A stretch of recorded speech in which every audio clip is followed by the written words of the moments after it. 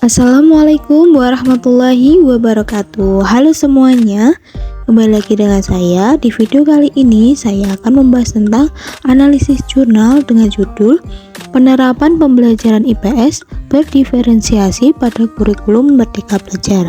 Yuk simak videonya. Sebelum itu, perkenalkan, nama saya Ulfi Rina Saida dengan NIM 12620521213 dari kelas PGMI 5D. Di video kali ini dibuat untuk memenuhi tugas mata kuliah pembelajaran IPS MI atau SD dengan dosen pengampu Ibu Maftuha MPDI. Langsung saja kita masuk ke analisisnya.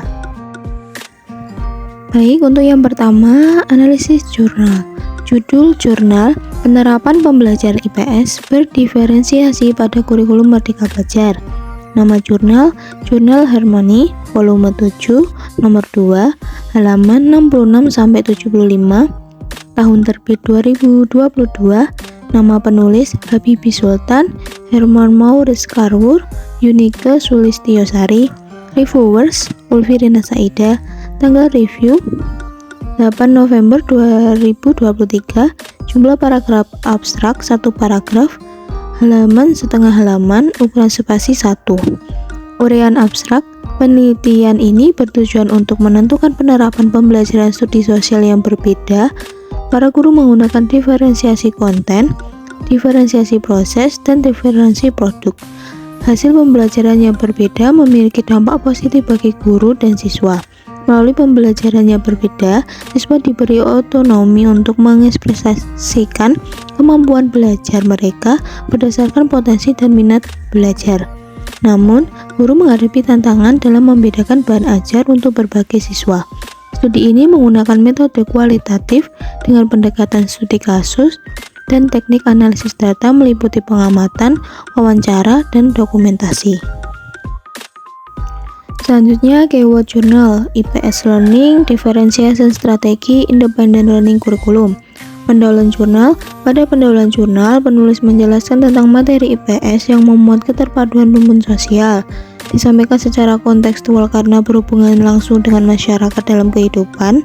Urgensi dan pendidikan IPS saat ini belum dapat dirasakan oleh peserta didik, dikarenakan mindset yang telah dibangun ialah pendidikan IPS berisi materi hafalan, bukan materi yang aplikatif. Pembelajaran berdiferensiasi merupakan usaha menyesuaikan di dalam kelas untuk memenuhi kebutuhan belajar setiap peserta didik. Penyesuaian yang dimaksud ialah terkait minat, profil belajar, kesiapan murid agar tercapai peningkatan hasil belajar. Kurikulum Merdeka Belajar menekankan pada pemberian peluang lebih aktif pada peserta didik. Tujuan penelitian jurnal ini adalah untuk mengetahui proses pelaksanaan pembelajaran berdiferensiasi dan dampaknya pada peserta didik. Peneliti akan menggali data mengenai model pembelajaran berdiferensiasi ini akan menjadi solusi atau tidak dalam mengembangkan pembelajaran yang merdeka. Metode penelitian ini menggunakan metode penelitian kualitatif dengan pendekatan studi kasus. Hasil penelitian dan pembahasan. Penelitian ini menghasilkan 2 temuan, diantaranya penerapan pembelajaran diferensiasi pada mata pelajaran IPS dan relevansi pembelajaran berdiferensi terhadap kurikulum Merdeka Belajar. Pelaksanaan pembelajaran berdiferensiasi yang telah dilakukan oleh guru IPS dapat menciptakan suasana pembelajaran yang menarik bagi peserta didik.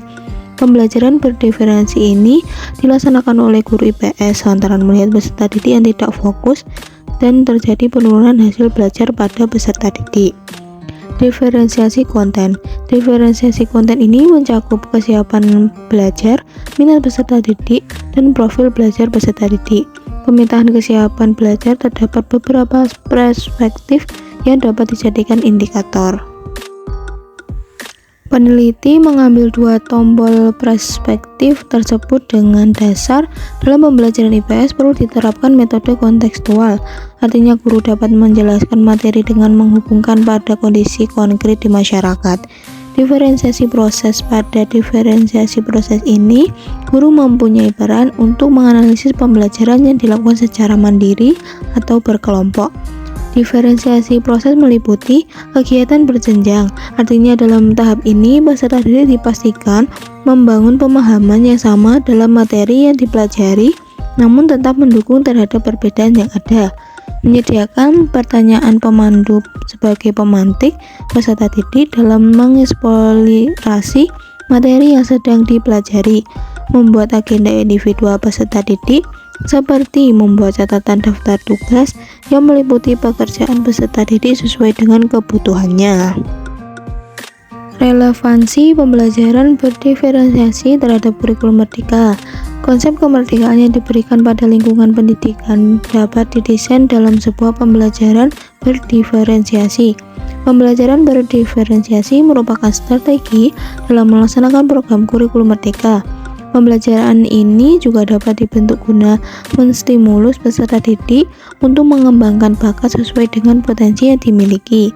Melalui pembelajaran ini dapat mengakomodasi keberagaman berdasarkan kebutuhan peserta didik, berdasarkan kesiapan belajar, minat, dan profil belajar peserta didik untuk mencapai tujuan pembelajaran. Selanjutnya, kesimpulan. Pembelajaran berdiferensiasi pada mata pelajaran IPS yang diterapkan pada SMP Kesatrian 1 Semarang memberikan dampak positif bagi peserta didik dan guru. Penerapan pembelajaran ini dilakukan oleh guru IPS menggunakan 3 tahapan, yaitu diferensi konten yang diterapkan dalam pemetaan minat peserta didik, 2. Diferensi proses, yaitu guru menyampaikan materi pembelajaran sesuai dengan minat peserta didik. Yang ketiga, diferensiasi produk yang diberikan kepada peserta didik, yaitu memberikan kebebasan dalam menyusun tugas sesuai tema yang ditentukan. Guru mendapatkan hasil yang memuaskan pada laporan diferensi produk ini. Pasalnya, produk yang dihasilkan peserta didik sangat kreatif dan inovatif. Jadi, dapat disimpulkan bahwa pembelajaran berdiferensiasi membuat suasana pembelajaran yang menyenangkan dan peserta didik dapat bebas mengekspresikan potensi sesuai minatnya. Sehingga pembelajaran ini dapat dijadikan terobosan untuk menciptakan kemerdekaan dalam pembelajaran sesuai dengan kurikulum merdeka yang sedang dijalankan saat ini. Peneliti melihat dalam penerapan pembelajaran ini, guru masih bingung dengan konsep diferensiasi proses yang semestinya. Kesalahpahaman guru dalam memahami konsep diferensiasi proses membuat guru tidak maksimal dalam melaksanakannya. Harapannya peneliti berikutnya dapat menggali lebih dalam mengenai konsep dan aplikasi pada diferensiasi proses. Selanjutnya, kelebihan. 1. Abstrak ditulis menggunakan 2 bahasa, yaitu bahasa Indonesia dan bahasa Inggris. 2. Penulis mencantumkan metode penelitiannya yang digunakan dalam pembuatan jurnal ini. 3. Penulis juga mencantumkan kata kunci atau keyword jurnal sehingga memudahkan pembaca untuk mencari jurnal ini. 4. Bahasa yang digunakan dalam penulisan jurnal ini sangat mudah untuk dipahami. 5. Memuat identitas peneliti. 6. Format penulisan sudah rapi.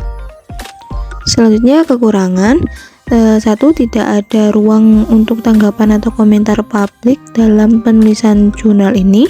2. Contoh yang diberikan dari materi pada jurnal ini bukan contoh secara kontekstual. 3. Tidak ada pembahasan tentang keterbatasan atau batasan dari penulisan jurnal ini. 4. Tidak ada penjelasan tentang kontribusi jurnal ini terhadap pengetahuan atau pemahaman yang ada. 5.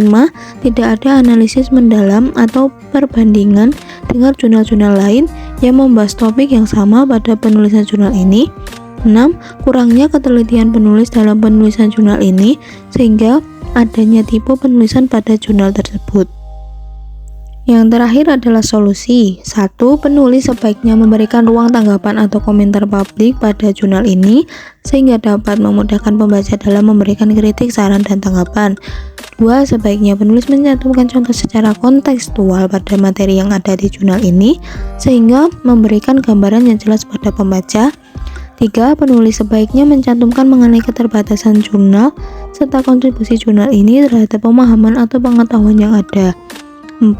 Sebaiknya penulis mencantumkan analisis mendalam atau perbandingan dengan jurnal yang lain yang membahas topik yang sama pada jurnal tersebut agar isi dan jurnal ini menjadi relevan. 5. Sebaiknya penulis mengecek ulang dan lebih teliti pada penulisan jurnal tersebut sehingga menjadikan jurnal ini menjadi bagus dan dalam penulisannya. Baik, itu saja yang bisa saya sampaikan mengenai analisis jurnal. Kurang lebihnya saya mohon maaf. Wassalamualaikum warahmatullahi wabarakatuh.